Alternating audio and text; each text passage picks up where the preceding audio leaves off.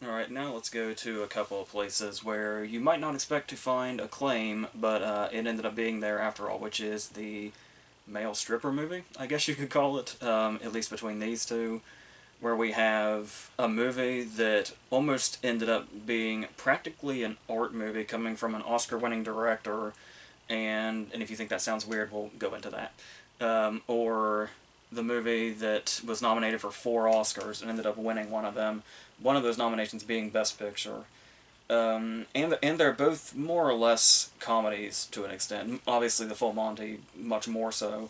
But Magic Mike actually touches on a number of different things, and that's kind of what I want to talk about first.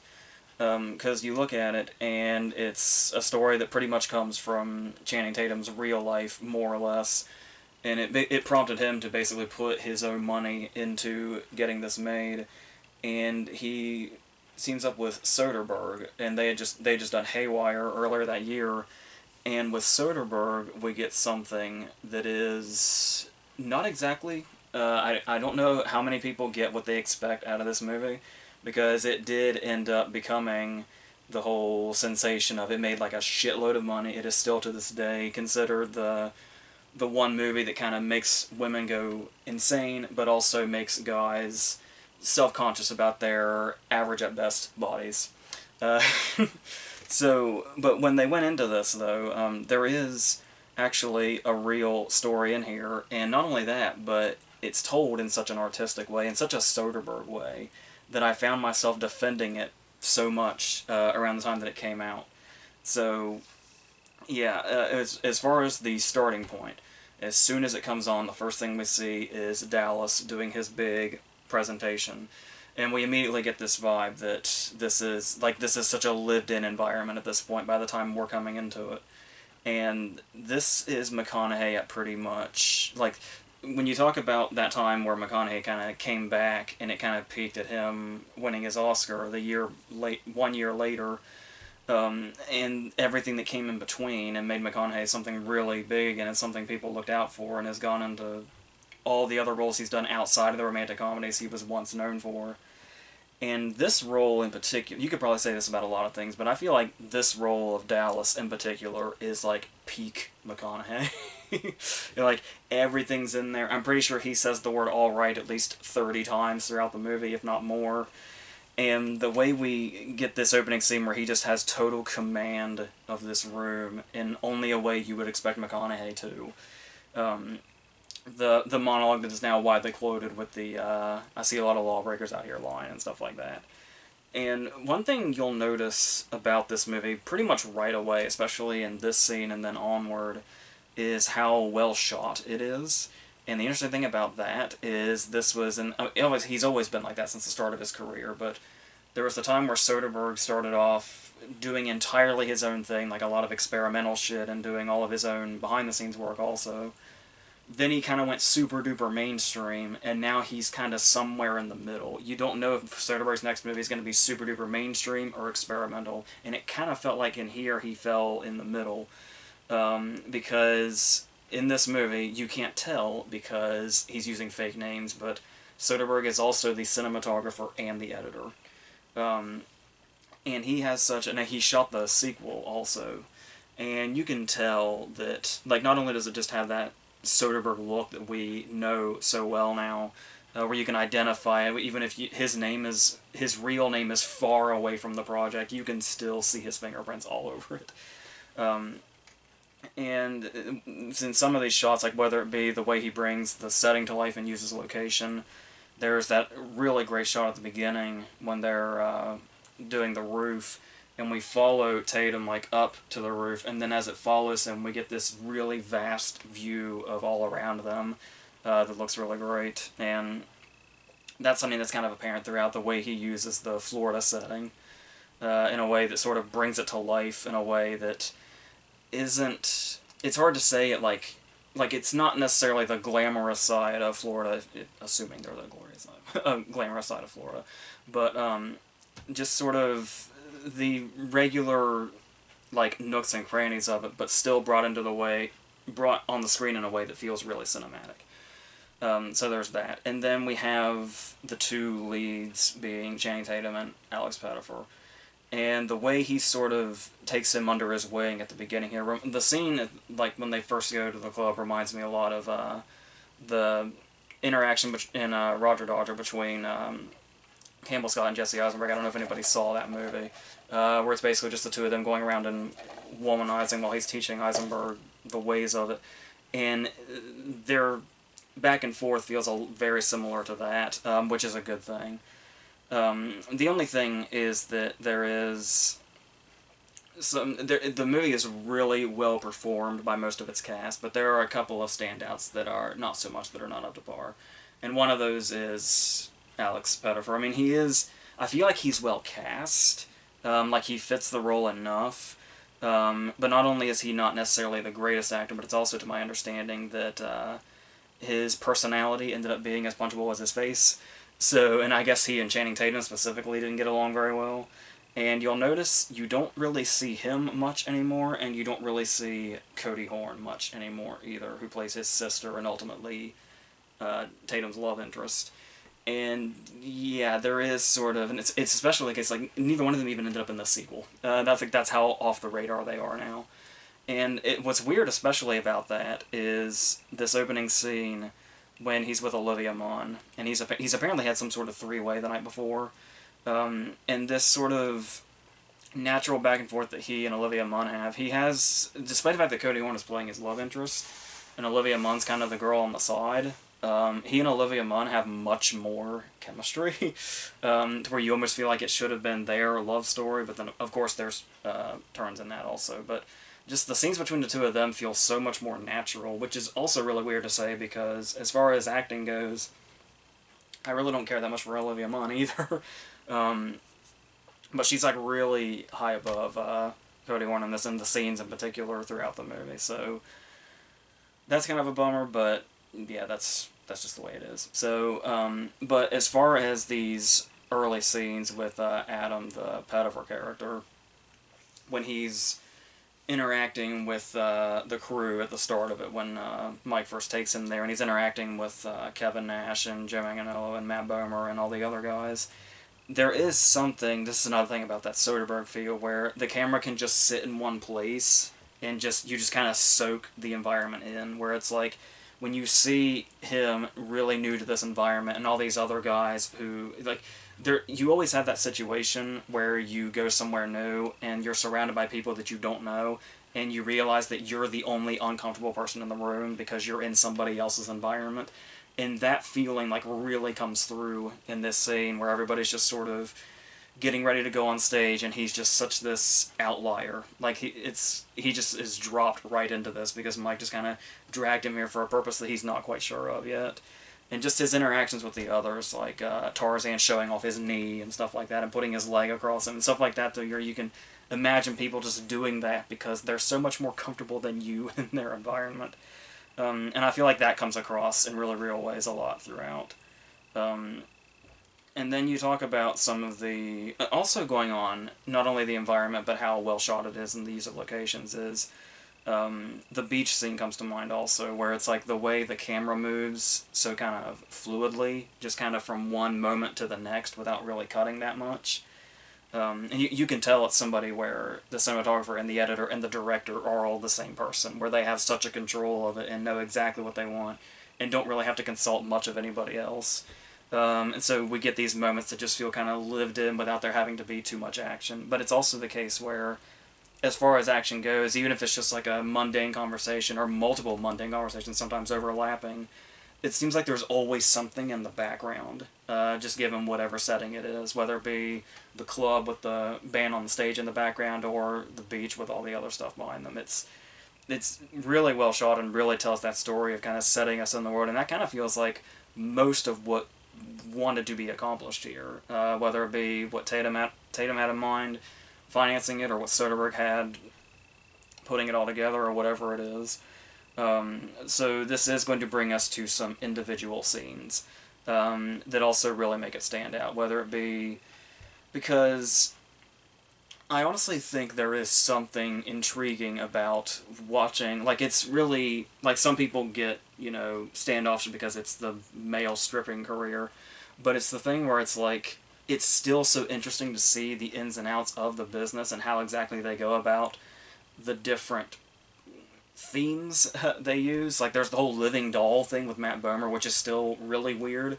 But when we just get these montages of all the different things, there's something so fascinating about that in regards to getting the sort of ins and outs, because we do eventually get into the more business aspect as far as money goes, and that's where our plots kind of start to come in. But there is, going into that, I think it's worth noting, the thing that's going to make this whole thing come together is the lead character, the title character. And the thing about Channing Tatum in this movie is it was the same year, not only had he done Haywire with Soderbergh at the beginning of the year, but in that sort of spring area, he'd also done 21 Jump Street. And at the time, I think people were still dismissing him as like the step-up guy. The guy that he could dance but he couldn't act, and he kind of had that face that says, I'm in the wrong career as far as acting goes. But there was this surge that he had in 2012 that he just laid on everybody and changed so many minds, including my own, where he was able to show a lot of different sides of himself, starting with 21 Jump Street, when we learned that he is actually hilarious in comedies. Like, he is perfect for comedies, and he has such that sort of, like, whether it be the timing or the talent or whatever it takes, he is, like, at least, obviously with Jonah Hill, at least 50% of the reason the Jump Street movies are as funny as they are, if not more, because he a lot of the time he gets more to work with than Jonah Hill, it seems. He was really able to take off with that, and then the summer came around and this came out, and he really has this, like, we talked about the commanding presence that McConaughey has throughout it, but with McConaughey just being a side character, there's so much more to fill in here, and this would be one of those movies where you think it's all about the side characters and the lead characters just sort of bland by comparison, but that doesn't happen because of what Tatum's able to bring to this, where you can tell it's him, like, in his element, where it's like he's portraying a world that he actually came from, and there's something really real in it, especially when he has to talk about how he's not that person towards the end and stuff like that, and basically defend himself and separate himself from what it is. But then there's also the stuff where, whether it be him, teaching Pettifer the ways, or whether he's on stage, or whether it's the scene when he's when he, puts on the suit and the glasses and goes and talks to Betsy Brand at the bank, who obviously you may recognize as Murray from Breaking Bad. And there's a really great moment in that scene when he's trying to convince her that he wants to start this whole thing and has the money and everything, or as much money as he can in this moment. And you can kind of tell she's starting to figure out what's going on. And he's got obviously this sort of put-on presence, where this person in the suit and the glasses is not him, but he knows he has to do this as far as the business aspect goes. And he doesn't break that at all. Like, you can't see a drop in character at all. The character he's playing is this, potentially sophisticated person trying to start a business. But he has to drop that for just a second and do the whole, look, I know that you're just somebody who hits buttons and thinks they understand me. But he says that so straight, like it doesn't break with any of the other dialogue when he's putting on this somewhat facade. And there's just something about that that's really strong. And I think really it's a really underrated performance. I think is often dismissed because of who he is and the type of movie that it is and what a lot of the movie consists of. But it's definitely in there. And the way that he can also, how this scene, where it's like a real subtly dramatic moment, and such a big moment for his character, and the way he handles things, that doesn't drop off, even despite the fact that the very next scene is him doing the Marilyn Monroe bit at the door, and how there's actually a balance here to where one doesn't really offset the other. And it all works well and together throughout the movie, which is great. So, we were talking about, I was mentioning individual scenes, and you talk about Tatum's presence, like going now on to the stuff like on stage. I don't really care who you are, and I know there is a vast, vast movie world out there, but whether you like it or not, I feel confident in saying that Mike coming out and dancing to Pony is probably an iconic movie moment at this point. I see no way around that. It's something that is instantly recognizable, and something that once people hear that song, that's the movie stole that song's identity, and that's all that it is now. And you've also got great stuff like Dallas giving Adam the pep talk in the mirror and stuff like that, and where that's another case where we kind of get, in a more over the top way, a background on how exactly they view the business as the people in it. So all of that stuff really does work. And then, like I said, going into as the business aspect comes into it, it starts to branch off into some subplots where we kind of get our Adam storyline, which is, you could say in a way, is separate, but it all blends together nicely. But if you want to separate them, there's this whole thing going on where Adam is basically living like, his portion of the movie basically is structured like a biopic at this point, which could be a plus or a minus, but the idea of seeing like a rise and a fall, and seeing something like spiral downward in like a really believable and kind of visceral way in the way they portray it, does end up really working, even if it could feel cliche. It's the way that Soderbergh pulls it off that kind of really puts you in it in a way that we don't quite see. And some of those like camera angles where it goes from right side up to panning down, and suddenly it's a different scene that's upside down and stuff like that. He really brings it to life in such a, like I said, artistic way, really. So then you have the other side. Well, you've got the whole thing with Gabriel Iglesias and the drugs, which is part of that. And then you've also got this whole thing going on with Dallas, where Dallas is starting to get really greedy, and he and Mike's plans are not lining up. And it's pretty much at this point, this little confrontation, that I would say almost, but you could almost say Dallas becomes the antagonist in this scene and forward. It kind of starts at that party scene where he's starting to switch up the numbers a little bit subtly and thinks he's getting away with it and thinks that Mike won't notice. And then just the way the Dallas character progresses to where what he's planning becomes more and more apparent, and it's just really... Yeah, there's a lot going on story-wise in a movie that's known for what it's known for, so there is that. But all in all, at the end of the day, obviously it's going to work out, not perfectly, which is really admirable, but we do get our grand finale, which is Dallas finally taking the stage. It's interesting how big of a moment it's played up that more or less who has become to be the movie's antagonist is who gets like the big theatrical moment at the end of the movie, before we get the nice scene at the end when they, talk about breakfast and spending the extra 7 hours that they have together. But before that, we have the Dallas scene, and the reason I need to talk about the Dallas scene is because I now have a story that is forever linked to this, which I would like to tell you, which is... This was the summer of 2012 that this came out. It was the end of June. It was the same day that Ted came out, because I saw them back to back. And yeah, it's weird being like one of like 2 or 3 guys in a full packed auditorium of women watching this movie, but it was an experience. And the thing about this was the last year we had film projectors at the theater. So sometimes shit still went haywire occasionally.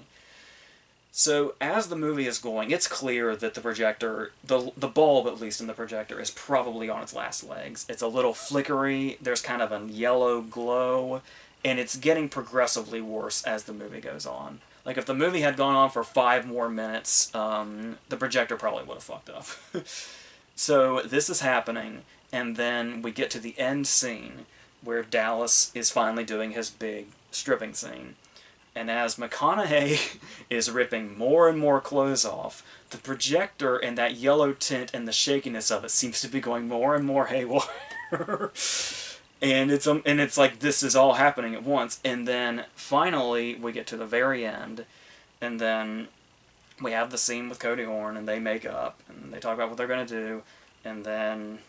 Foreigner comes on, and we get the credits and all that, and people are starting to file out. The massive amount of people in this room, it had to have been a sold-out showing, were piling out of this big auditorium, and suddenly the power goes out, and the emergency lights come on. Those tiny-ass little emergency lights come on, and I'm thinking, well, okay, so apparently the projector went out and took a lot of stuff with it. That must be what happened.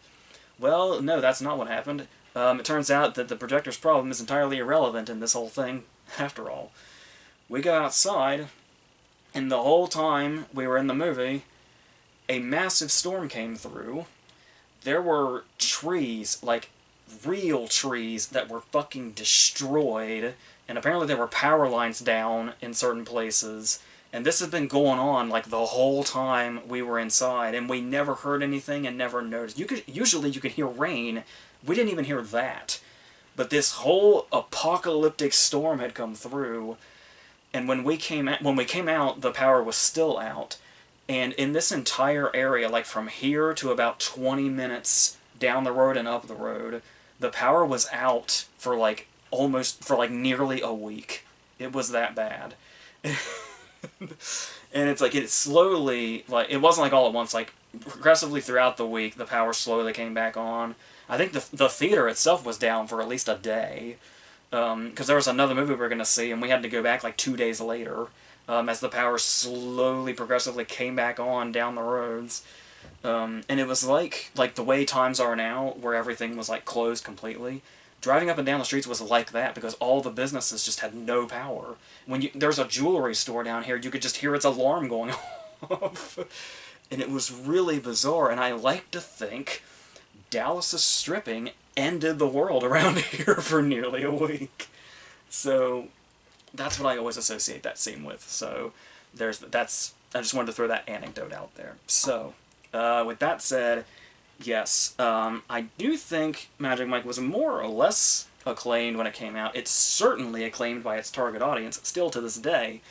And it spawned what I think is a pretty good sequel too, because there's so much like rich character work in it, and even the side characters, and we get more into the side characters in the sequel, which was really well handled. And yeah, and like I said, just the way Soderbergh shot it and put it together, and Tatum's passion and his performance and all of this stuff, it's a movie I genuinely really like. And the subject matter really has hardly anything to do with it. Like I said, I like the creativity in some of the themes, but that's about as far as it goes. Everything else is so well done about it. So, yeah. But like I said, there'll be a lot of people that like to talk down to it because of the subject matter, which is kind of what the character of Mike is going throughout the movie. And is also a lot of a focus on the characters in the full Monty, which this is our segue now. So I was saying, as far as the stigmatism goes, because it's not built up to be an industry that is, desired by any means, but especially in the full Monty, it's literally a last, resort, because we have this opening where we're getting this very upbeat history on like the history of the steel mills in this area, and everything seems really upbeat, and it's like, yeah, this is how it works. And then we just get, like, crashed down to reality when it cuts forward about, I think it's 25 years, and everything is shut down, and, like, all the steel mills are shut down, and all these people are unemployed. And the interesting thing about this is that this setup, that's played totally straight-faced to start with, it's set up for like a full-on drama. Like, this would be the setup for a movie with like real characters in real situations, going through all these dramatic moments, just trying to find not only their place, but find a way to like restore their pride and provide for who they need to provide for. While we still have very real characters and very real situations, the movie's a comedy about stripping. That, like I said, managed to get a Best Picture Oscar nomination while it was at it. So, and a win for its score, which I don't really remember because there's so much pre-existing music, but that was back when Split was split into comedy and drama for a few years. So, once we meet our main characters, our sort of, like, lead character here is Robert Carlyle, which is really interesting to see Robert Carlyle as such a... like, for the most part, he's likable, and when he is maybe slipping the line of likable, it's only because of his desperation, and it's a desperation that we can certainly sympathize for. So it's a character we can definitely get behind all the way, which is really interesting because, as far as Robert Carlyle goes, while he had done roles before this was right off of Trainspotting. And if you happen to remember, his character in Trainspotting is pretty much the opposite of everything I just said. And not only that, he is terrifying to boot. But now immediately playing this character, where there's a real heartwarming center at this movie, and a lot of it involves the situation between the guys and the real situations, but specifically this plot between Robert Carlyle and his son Nathan, where it's at the start you can tell it's almost like he's sort of dragging Nathan around in him and getting him into trouble that he probably shouldn't be in, and maybe not being the best dad. Though it's clear a lot, especially when they have their moments when Nathan ends up getting mad and leaving multiple times, that he's aware when he's failing as a dad, and he is truly trying to fix everything in any way that he can. And the remainder of the events throughout the movie show this off, if nothing else. So, and watching that progression too is one of the big moments throughout the movie where it's like we get that second time where Nathan kind of storms off, and he goes after him, and they're kind of doing the back and forth. And when they start to make up, they start to do like the shoulder hitting thing, where they do that back and forth. And then there's just the moment where Carlisle just grabs him and hugs him in the middle of that. And it's like there's something so like the relationship between the father and son, where it's like it starts off kind of strained, but then it gets like they get closer and closer as the movie goes on, and the more he can see how hard Carlisle's trying to hang on to him and doing this for the sake of him, so he doesn't like lose any custody of him. But then there's also the way he like the kid starts to have more faith in him throughout the story. Is something we see blatantly, which, like I said, really gives it a center. And that's just one character. We've got a whole bunch of other characters here, particularly Tom Wilkinson and Mark Addy are the other ones where we really get like an emotional core. Like with the Wilkinson character, what's interesting is he initially started off as their foreman, I think, which is why he kind of sees himself as above them, and they see themselves as he thinks he's above them. So there's this scene with the garden gnomes when he goes to a job interview, and they sort of sabotage him with these garden gnomes outside the window in this very funny scene. But what's great about this, about the way they find the balance, is that this scene is funny, especially because it's at Wilkinson's expense. But then when the scene is over and he confronts them about it, and we really start to actually see Wilkinson's desperation and why he needed that job interview so much, and the fact that even though he was once, higher up than them, he's now at the same low that they are. And they realize they can start sympathizing with him because they're all in the same place now. And it's like how quickly we go from laughing at his expense to completely and totally sympathizing with him in between there's no even in between scene, it's one scene to the next. And it's just this scene where he breaks down and confesses everything, where it's like how much he's been hiding from his wife. And it's like, it's really well done with that balance. And we also get stuff like that where like there is a very funny scene in this movie involving an attempted suicide.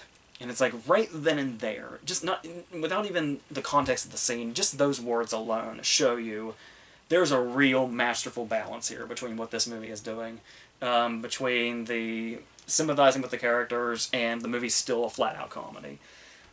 This moment where Dave finds him and he's trying to kill himself with the exhaust pipe, and he's ends up going back and trying to save him once it finally occurs to him what's going on, which seems like it would be the joke itself. But then there's one more punchline where he cusses him out for saving his life, so Dave just throws him back in there and shuts the door again. And it's this great moment that shows off that balance of just how low the characters have gone, but also the movie never forgets that it's a comedy too, and that's really great.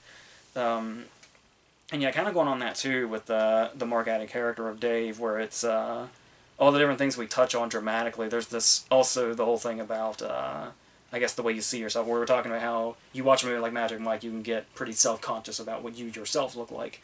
And that's pretty much the whole crux of what's going on with the character of Dave, and the fact that we get these really kind of powerful emotional moments when he's with his wife, and it's like there's that thing where thinks he's not maybe good enough for her because of what he looks like, especially when he's seen what the women in town are going after with the whole Chippendale thing having been in town. And there's a whole thing going on with that character that's its own sort of emotional center, along with what's going on with Carlisle and the kid, and Wilkinson and what he's keeping from his wife and all that stuff, and how he's been so brought down, and how they've all been brought down. And there's a whole slew of those scenes throughout the middle as this takes off. Because with comedies especially, because in movies you always want to have those individual scenes that work by themselves. But those are especially important in comedies because even though it's always good to have like a sort of connecting thing from scene to scene, with comedies in particular, you've always got to be hitting those punchlines or even those little comedic moments. So you have stuff like the whole scene involving the auditions is a classic at this point. Particularly Horse's audition really stands out also. And the fact that the one guy can't run up the wall like Donald O'Connor and Singing in the Rain, no matter how much he tries. Then we get this own little bit by itself that's the shoplifting scene when they need a copy of Flashdance to learn from. it's gonna educate them. And this whole thing where Dave thinks he set it off with the piece of candy he picked up, and then it sets off. It's this whole comedic routine that just stands alone by itself. And then there's obviously the other classic moment when they're all standing in line and Hot Stuff comes on the speakers, and it's yeah. But then there's also like those are kind of big moments. There's also just the little visual gags. Like the first time Carlisle tries stripping and he takes off his coat and swings it around and just the contents of his pockets are flying everywhere. It's just little things like that work, or that moment when they're in the when they go to the little dance studio that Tom Wilkinson's at and Dave gets his hand stuck in that toy and like nobody really draws attention to it, and just little details like that just add to the comedy a little bit. They're just like little punctuation marks for the big scenes or the big plot points or whatever. So, yeah, and then what's also interesting about this, and how much acclaim it found, was how apparently it had a very sort of hectic shoot, and they weren't sure how it was going to turn out, to the point that apparently there was a chance where this was going to almost be straight to video, because I think it was Fox didn't like how it was cut, or didn't like how it looked, and so the editors kind of kept working at it until we got this multiple Oscar-nominated movie out of it. And I guess it was so uncertain that it actually came out too short the first time. So, like, the scene when they're just playing football with each other is added in after the fact. Like, they already had, like, a full cut of it, and it turned out it was too short, so they went back and they shot that scene and added it, just to make it a little more, I guess, yeah, to reach a certain length to where it wasn't too, I guess it wasn't moving too quickly. It kind of helps the pacing a little bit also. And yeah, but like I said, really the center of it is how much the character work stands out and how much we can sympathize with them. Like I said, the greatest part is the fact that it can touch on these things, these really real moments and these emotional moments, but it never forgets to be a comedy, and that's the really important thing. And the way it's able to balance the two, where remaining a comedy doesn't ever take away from that stuff, the more serious moments, is where the real, you can see the real stride in it is. And then, of course, it's to my understanding that it's just worth noting that apparently the final strip scene was real, with all 6 of them, and the only people that are aware of any of this, as far as what they saw, is the 400 extras that were in the room. And so that's always been an interesting detail to me, because that seems like something that would be not all that necessary, but it makes for a great bit of trivia, I suppose. So, yes, so despite all of that stuff, despite some of its raunchy qualities, and the fact that it's a whole, like I said, you could say it's a male stripping movie, but kind of the whole point is how when they eventually get found out, and just the stigmatism around town, and how they all get called out for it, and they all get arrested for it, and stuff like that. It's still like this really it's not only is it heartwarming, but there's an uplifting quality to it, and it's even oddly like inspirational. Maybe not necessarily to do this particular thing, but as far as being able to pull yourself out of a rut or see yourself for who you are and all that other stuff. There's so much of that in here also, that's working in its favor and really backing up the character dynamic in it. So yeah, so I mean, this is the part where I typically choose which one I prefer.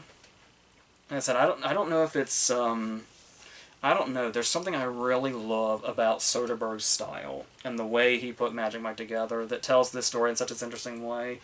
but is able to have like those visceral moments in it also when we see like the real spiral downward and stuff like that. So Magic Mike is probably something I have seen more often, but I really can appreciate for the full Monty for everything it pulls off in itself. So I think that's going to be it for this. So the next thing is going to be another Stephen King thing, and then if the technical aspects work out, a video with my brother by way of Zoom. So we're gonna try that out and then go from there. So until all that stuff, I think that's it.